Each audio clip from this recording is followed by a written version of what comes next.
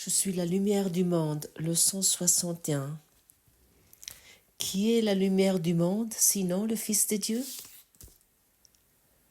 Cela n'est donc qu'un simple énoncé de la vérité à ton sujet. C'est l'opposé d'un énoncé d'orgueil, d'arrogance ou de tromperie de soi. Cela ne décrit pas le concept de soi que tu as fait. Cela ne s'applique à aucune des caractéristiques dont tu as doté tes idoles. Cela s'applique à toi, tel que Dieu t'a créé. C'est un simple énoncé de la vérité. Et puis, si nous lisons cela attentivement, nous allons constater que notre image de soi est basée sur l'orgueil, l'arrogance et la tromperie de soi. Et autant que nous sommes aussi aveugles dans notre orgueil, notre arrogance envers la vérité, nous sommes faibles, nous sommes affaiblis. Nous courons ici sur cette terre totalement aveugles et arrogants et ignorants, et nous croyons à ce qui se passe. Par exemple, si nous regardons les situations politiques qui se passent sans cesse, et ce théâtre de frottis, qu'on appelle ça, ce kabouk,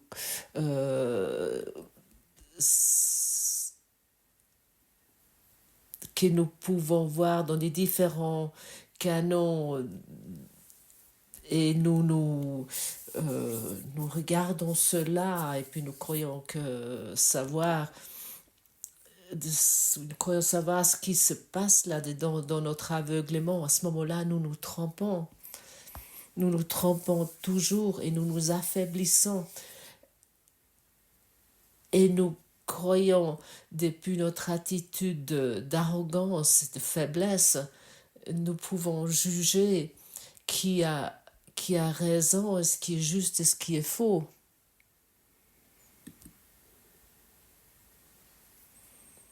C'est notre arrogance qui nous démontrons, qui nous mettons à jour. Et chacun qui fait cela est emprisonné dans une image de soi où il est emprisonné, mais il ne sait pas qu'il est emprisonné là-dedans. Et cela, nous pouvons superposer ça sur notre niveau personnel, mais aussi sur le niveau extérieur, dans nos relations.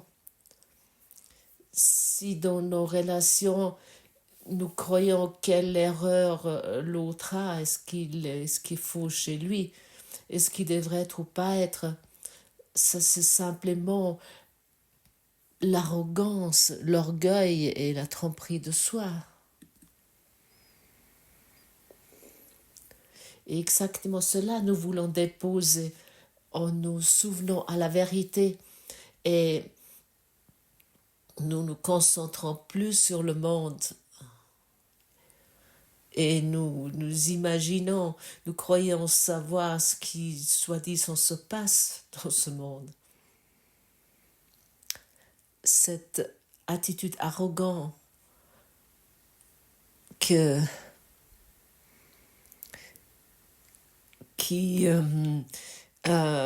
maintient notre image de nous-mêmes, de soi, et qui renforce cette image, de vraiment abandonner ça, enfin, c'est vraiment très très utile. Je suis la lumière du monde, ça c'est ta force. Et dans cette force, tu ne expérimentes pas la faiblesse. La faiblesse est démontre le manque, ça exprime le manque, et c'est toujours l'image que nous avons de nous-mêmes, et tu vois ton image de soi dans ce monde. Que suis-je? Qu'es-tu?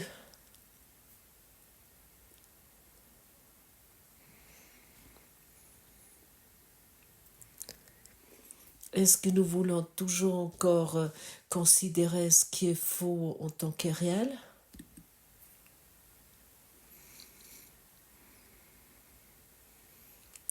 Comment pouvons-nous, autant que nous regardons ce qui est faux, comment nous pouvons accepter, comment nous pouvons prendre notre rôle en tant que sauveur lors de l'expiation? Comment ça pourrait fonctionner?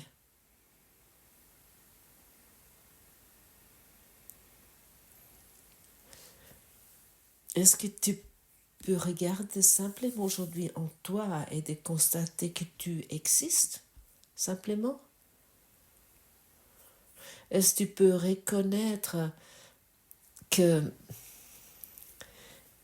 tu as une existence plus profonde, qui est dans ton existence profonde, qui trouve ta véritable force et ton véritable soi, et que cela n'a rien à voir avec ton corps?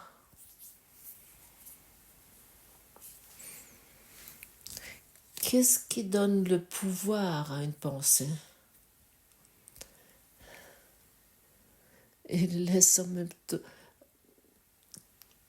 Qu'est-ce qui donne le pouvoir à un conflit ou un problème ou un avis sur la politique? Qu'est-ce qui donne la force et le pouvoir à cela et puis laisse apparaître tout cela comme signifiant et important?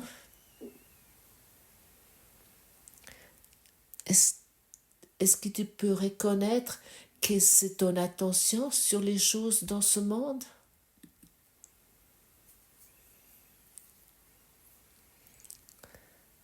Qui laisse apparaître tes pensées comme significatives, comme importantes?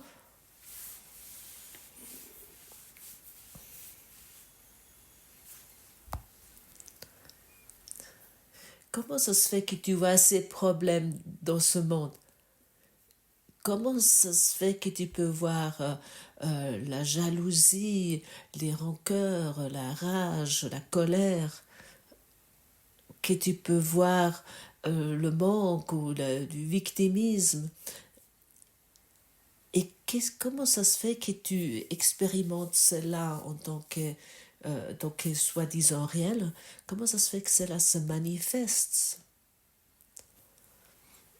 Est-ce que tu peux reconnaître que cela est l'attention sur les pensées qui crée les émotions qui vont avec? Est-ce que tu peux reconnaître pour toi que c'est ton attention qui est la force activant pour rendre tout cela pour toi réel, que ça devient ta réalité? Oui, tu as un libre arbitre. Et maintenant, il s'agit sur quoi tu tournes ton attention, sur quoi tu focalises ton attention. Ça, c'est ton libre arbitre.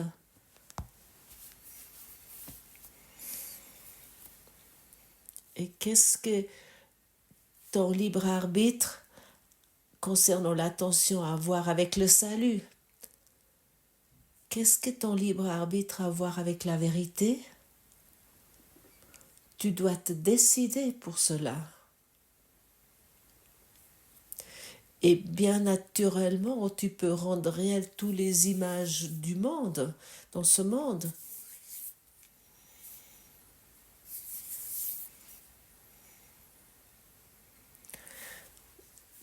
Tout ce théâtre de gribouillis dans ce monde, tu peux le rendre réel. Parce que tu donnes l'attention à ces choses et ainsi tu crées des émotions et ça devient pour toi une réalité, et ça semble avoir une réalité pour toi. Et ainsi, nous pouvons rendre ce qui est faux réel.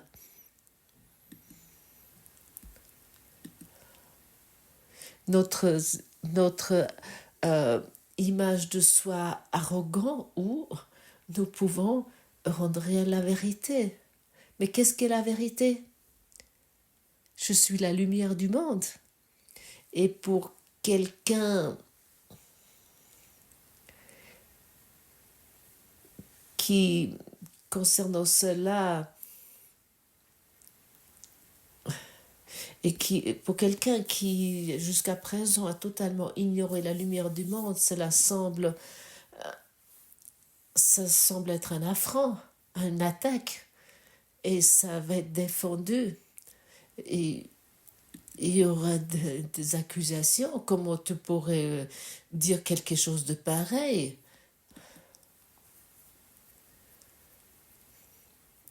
Ça peut être Jésus, il a pu dire de lui, mais toi, tu peux pas. Et Jésus,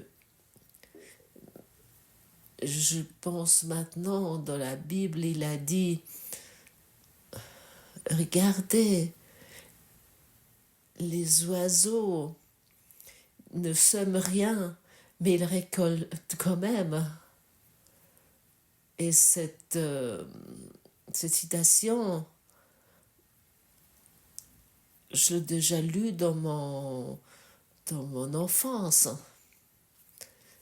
Et d'un côté, j'étais fascinée de cela, et de l'autre côté, ça m'a rendue en colère, parce que mon système familial j'étais entourée des personnes qui, qui travaillaient vraiment physiquement très, très fort.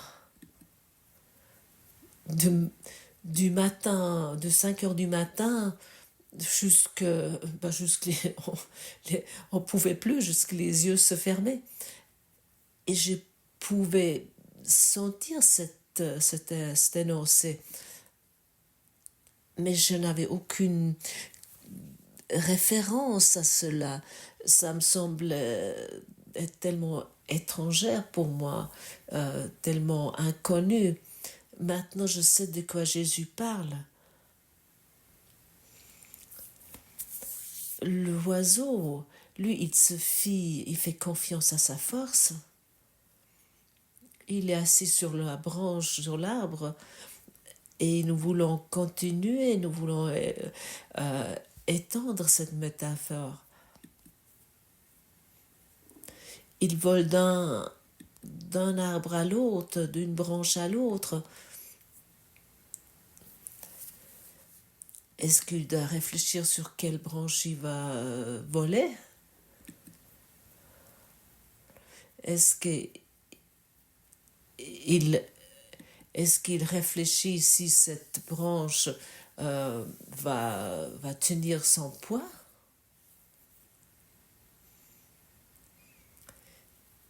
Il n'a pas besoin de se faire des pensées là-dessus, de faire des soucis partout. Il est juste. Et si la branche se casse, il a des ailes pour voler. Il peut continuer à voler. Mais il ne va pas être en train de se préoccuper et de rester sur cette idée de la branche cassée ou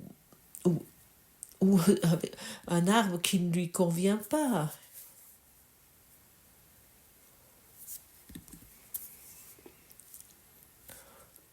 Où l'esprit l'amène, il est juste.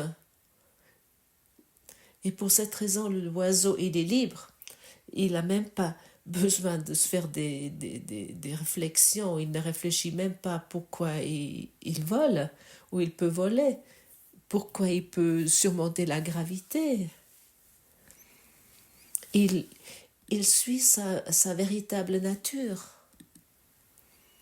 Et notre véritable nature est notre force et notre lumière.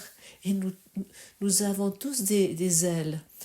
Et notre scénario nous amène d'une branche à l'autre, d'un arbre à l'autre. Et, et nous pouvons récolter partout où nous sommes. Parce que nous pouvons nous fier, nous pouvons faire confiance à notre force, à nos ailes. Nous pouvons faire confiance à notre véritable force. Nous sommes soutenus par l'amour de Dieu, mais autant que nous regardons sur le monde, nous sommes aveugles.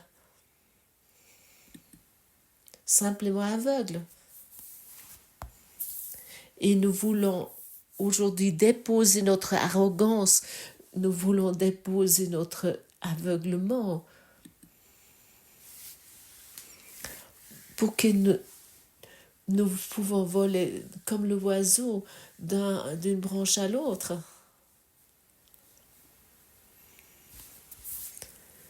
Et que nous pouvons chanter notre chanson pleine de joie.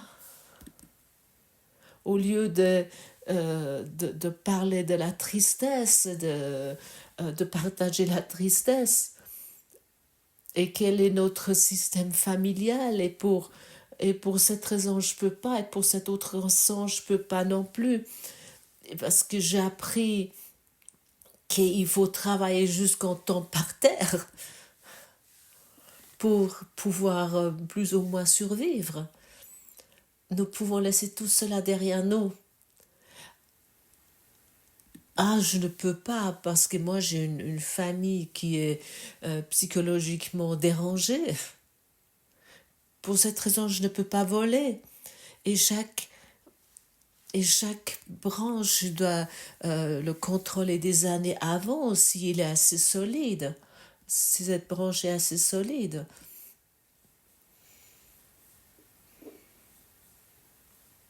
Et je dois planifier. Et je dois faire des choses pour que je sois en sécurité dans ce monde. Est-ce que ce oiseau doit faire des choses pour se sentir en sécurité dans ce monde? Est-ce qu'il doit se faire des soucis pour le mois suivant? S'il aura assez de pluie, pour qu'il aura assez de nourriture?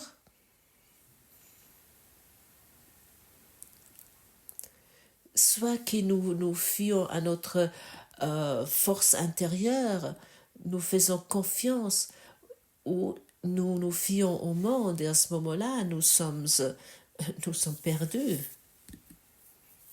Et à ce moment-là, nous sommes seuls. Nous sommes seuls dans notre aveuglement. Nous ne pouvons pas voir avec nos yeux physiques. Et nous ne pouvons pas percevoir avec nos 5 sens ou nos sens. Les sens ont été faits pour rendre réelle la séparation.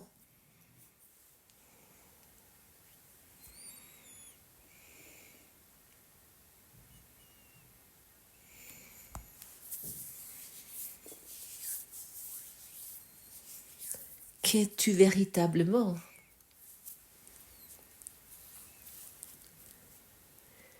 Fie-toi une fois à ton guidance intérieure, fais confiance à cela, fais confiance à ta force intérieure, fais confiance à ton pouvoir intérieur. Chaque fois que tu dois planifier, tu te mets dans la faiblesse et tu es en conflit avec le monde parce que tu t'attaques sans cesse, autant que tu regardes dans le monde.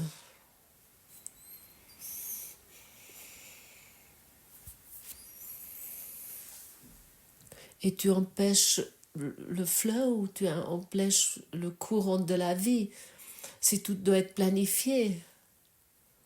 Encore une fois, soit dit, pourquoi le oiseau il peut atterrir sur chaque branche? Comment cela se fait? Parce qu'il fait confiance à sa force, à son pouvoir. Et peut se décider à chaque instant. Et peut à chaque instant s'identifier avec sa force, avec son pouvoir. Et il sait qu'il ne va pas jeter, il ne va pas s'écraser. Et toi, tu ne peux pas chuter non plus, tu ne peux pas t'écraser, c'est impossible. Encore une fois, il soit dit, tu es soutenu par l'amour de Dieu. Et l'amour de Dieu est maintenant avec toi. Peu importe où tu es, et exactement là où tu es, tu dois y être. Tu ne pouvais pas l'empêcher. Et la journée aujourd'hui, il va t'amener à des endroits où tu dois y être, tu ne peux pas l'empêcher. Mais tu peux utiliser ton libre arbitre pour t'identifier avec la force, avec la lumière intérieure, et pas avec ta faiblesse qui vient uniquement de l'arrogance, qui résulte de ton arrogance. Pour l'ego, l'idée d'aujourd'hui est le summum de la glorification de soi. Mais l'ego ne comprend pas l'humilité qu'il prend pour un rabaissement de soi. L'humilité consiste à accepter ton rôle dans le salut et à n'en prendre aucun autre. Ça, c'est l'humilité. Et ton rôle, tu dois l'accepter dans chaque situation de vie. Autrement, tu n'offres pas le salut au monde. Et à ce moment-là, nous sommes sans cesse avec des excuses et encore des excuses. Pourquoi nous ne pouvons pas faire quelque chose? Et ainsi, nous sommes sans cesse devant notre panneau d'interdiction, d'arrêt. Nous restons figés là-devant parce que partout il y a des excuses, nous trouvons partout des excuses. Ce n'est pas de l'humilité que d'insister pour dire que tu ne peux pas être la lumière du monde si telle est la fonction que Dieu t'a assignée. Il n'y a que l'arrogance qui affirmerait que cette fonction ne peut être pour toi, et l'arrogance est toujours de l'ego. La faiblesse est toujours de l'ego, la planification est toujours de l'ego.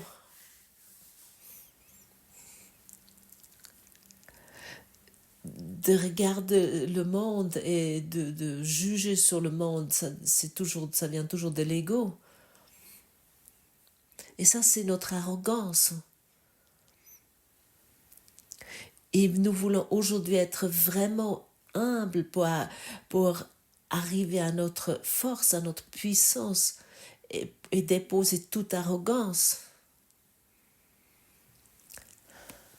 La véritable humilité requiert que tu acceptes l'idée aujourd'hui parce que c'est la voix de Dieu qui te dit qu'elle est vraie. Et la voix de Dieu te parle tout au long de la journée. Et elle peut uniquement te dire que tu es la lumière du monde. Et suite à ton libre arbitre, tu peux décider de prêter attention à cela. Ça signifie, si tu commences à t'identifier avec cela, ou si tu le laisses tel quel. Tu te le laisses comme ça. Et de nouveau te reposer sur tes excuses. Ah, je ne peux pas parce que... Et après à nouveau 1000 raisons qui arrivent et tu cherches encore quelqu'un qui te confirme cela. Moi, je ne peux pas te le confirmer, je ne peux plus te le confirmer. Je n'ai pas d'intérêt, ça ne m'intéresse pas. Tu es un oiseau libre. Tu peux choisir librement de te identifier chaque fois avec la force parce que tu donnes ton attention à cela.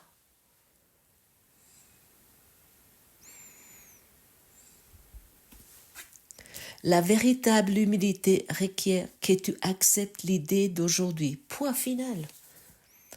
Simplement accepter, rien d'autre. Et c'est un premier pas. Oui, et puis une fois, nous devons faire des pas. Ça, c'est le premier pas vers l'acceptation de ta fonction réelle sur Terre. Et ici, on nous indique encore une fois, tu as une fonction ici sur Terre. Tu as été envoyé ici, mais pas pour continuer d'être avec une arrogance comme un fier pont. Je crois que ça s'appelle comme ça, ce oiseau, un pont, oui. Euh, avec tes problèmes et de raconter tes problèmes, pourquoi tu peux pas. Non, tu as été envoyé ici pour accepter dans l'humilité que tu es la lumière du monde et que tu te réfères à ton pouvoir, à ta force. Encore une fois, et soit dit, c'est un premier pas vers l'acceptation de ta fonction réelle sur Terre. Et si tu l'acceptes pas, à ce moment-là, tu es emprisonné, tu continues à être emprisonné dans cette matrix de désespoir. Et tes excuses vont être au premier plan. Il n'y a rien d'autre. Et tout semble être menaçant ou autre chose. Et c'est un pas de géant vers la prise de ta juste place dans le salut. Et enfin, tu fais partir des sauveurs et plus ceux qui sont devant ce mur de lamentation et qui s'accrochent péniblement à leur propre panneau d'arrêt, d'interdiction.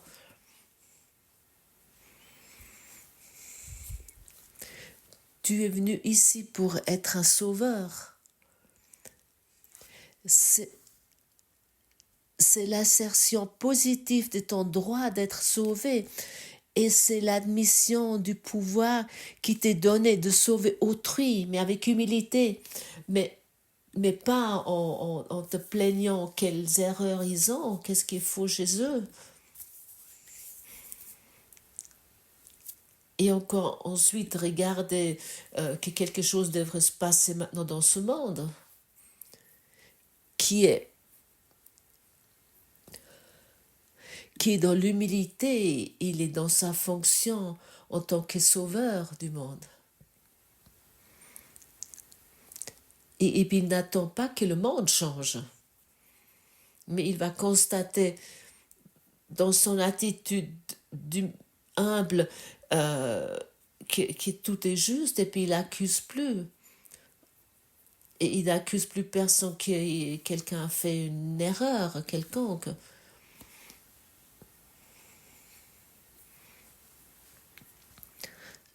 Parce qu'il a ses pensées, on pourrait dire, sous contrôle.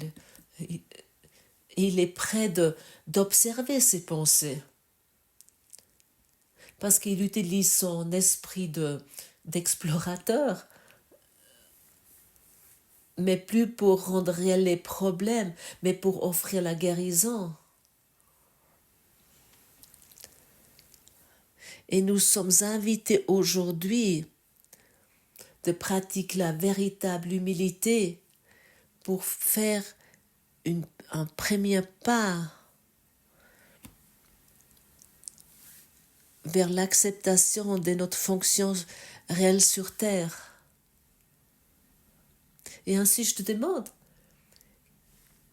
que veux-tu accomplir? Que veux-tu accomplir?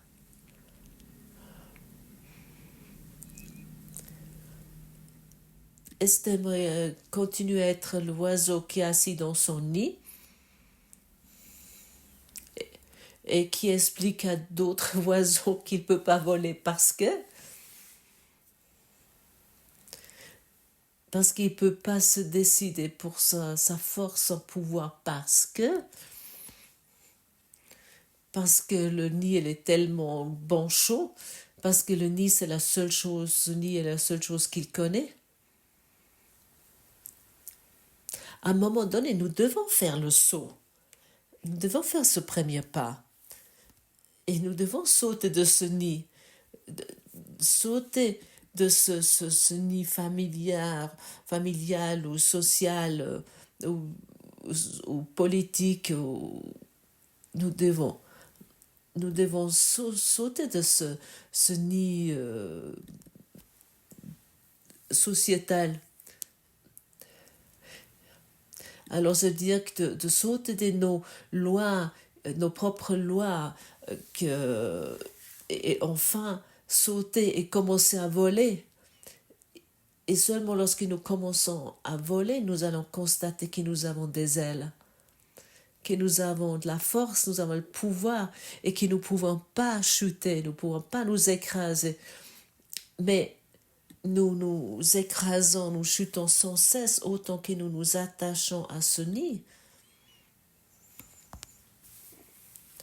Et un oiseau, il est libre, il vole d'ici à là et il a laissé le nid derrière lui. Il ne se plaint plus que les parents n'ont pas fait un nid convenable.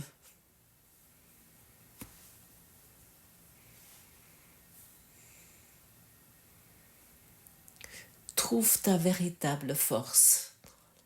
Autrement, trouve ton véritable pouvoir. Autrement, tu es uniquement un prêcheur des ténèbres, de la pédagogique obscure que tu démontres. Et ainsi, nous sommes invités aujourd'hui de réfléchir aussi souvent possible sur cette pensée.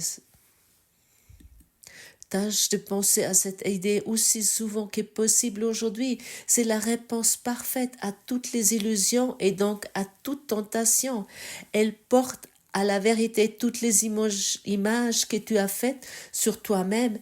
Elle t'aide à partir en paix, débarrassé de ton fardeau et certain de ton but. Et autant que nous référons à notre état humain, pour être honnête, tu ne sais pas quel est ton sens, quel est ton objectif.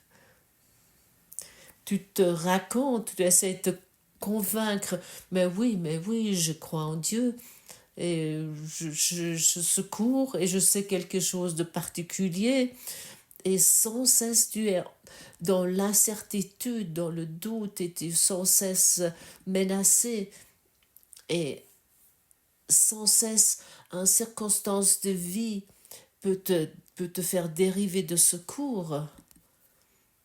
Et nous sommes invités aujourd'hui de pratiquer aussi, d'entreprendre aussi de possible autant de leçons que possible. Et chaque leçon ne devrait pas dépasser 1 à 2 minutes. Ça devrait commencer en te disant « Je suis la lumière du monde, celle-là est ma seule fonction, c'est pourquoi je suis ici. Seulement pour cette raison, je suis ici. » Et ensuite, nous contemplons sur cela. Puis pense à ces énoncés pendant un petit moment. Et plus que nous donnons d'attention à cet énoncé, plus que ce souvenir va pouvoir éclore de notre esprit.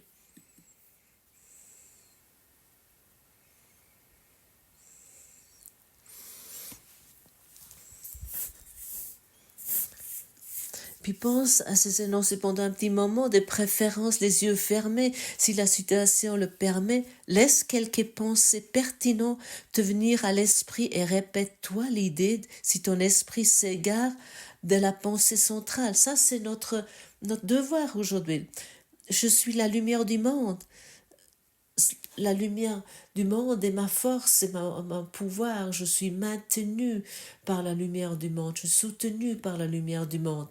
Je suis soutenue par l'amour de Dieu.